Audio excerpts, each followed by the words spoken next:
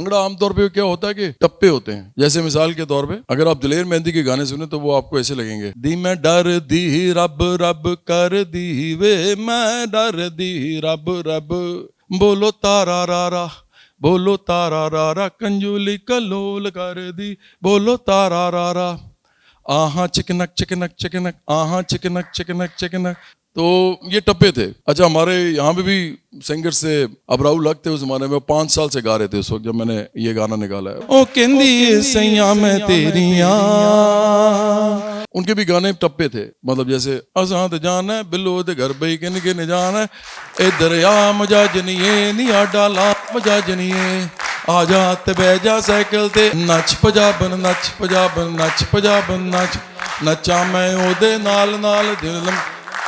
ऐसे लगता है कि एक ही गाना है, उसके अंदर लिरिक्स जो है ना वो चेंज हैं। 4 नोट्स होते हैं, 5 नोट्स, तो आप उनमें ही ना वेरिएशन